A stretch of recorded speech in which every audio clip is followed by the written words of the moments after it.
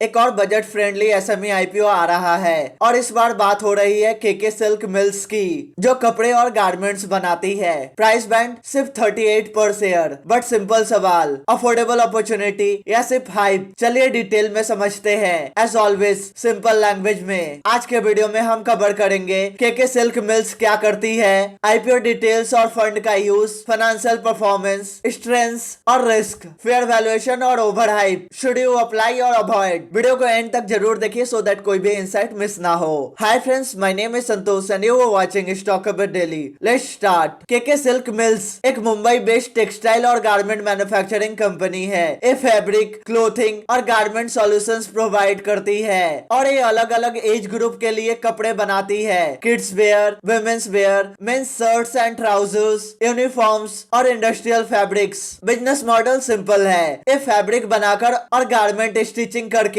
Retail brands, wholesalers और bulk buyers को supply करती है, यानी mostly B2B model, not direct retail branding. IPO details. IPO date 26 November to 28 November. Price band 38 fixed. Issue size 28.5 crore. Shares offered 75 lakh. Offer type 100% fresh issue. Listing BSE SME on 3rd December. Allotment date 1st December. Reservation 50% QIB, 15% HNI NIIs, 35% retail investors. Use of funds, company IPO का पैसा यहाँ use करेगी 3.1 crore new machinery purchase plus installation, 17.86 crore loan repayment, बाकी general corporate purposes. Loan repayment का signal simple होता है, company interest cost और borrowing reduce करना चाहती है। Financials, latest quarter Q1 FY26 revenue 54.3 crore, profit 1.51 crore.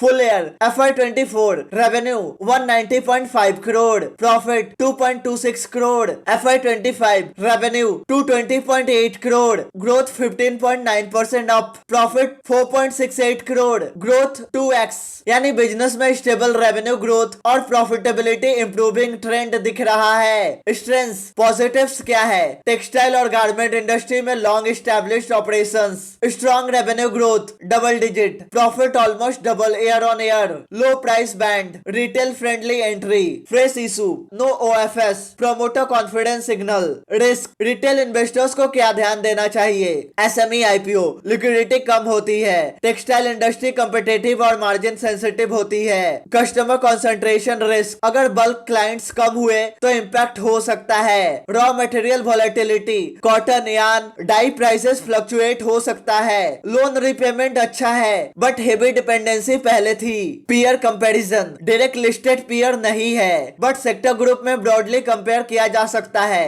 Raymond, Nahar spinning, Siyaram silk, Arvind group, but KK silk mills size, scale और business positioning में इनसे काफी छोटा प्लेयर है। वैल्यूएशन, प्राइस बैंड लो है 38 पर शेयर और considering profit doubling, loan reduction plan, growth visibility, SME listing, valuation reasonable लगता है बट एसएमई आईपीओ में लिस्टिंग वॉलेटिलिटी हाई होती है। तो friends, KK silk mills IPO एक लो टिकट आईपीओ है जिसमें बिजनेस स्टेबल है, प्रॉफिट इंप्रूविंग है और डेट रिपेमेंट स्ट्रेटजी पॉजिटिव है बट रिस्क भी क्लियर है। SME liquidity, competitive market, margin pressure, short term listing gain uncertain हो सकता है पर लॉन्ग टर्म में टेक्सटाइल बिजनेस साइक्लिकल होता है और एग्जीक्यूशन पे डिपेंड करेगा। आप क्या करोगे? अप्लाई या सिर्फ वॉच लिस्ट में रखोगे? कमेंट में बताइए। So that's it in this video. अगर वीडियो पसंद आया हो तो लाइक करें, शेयर करें और ऐसे ही इंफॉर्मेटिव कंटेंट के लिए सब्सक्राइब और फॉलो करें स्टॉक अपडेट डेली और बेल आइकन दबाना ना भूले। मिलते हैं नेक्स्ट वीडियो में, तब तक के लिए bye bye, take care and happy investing.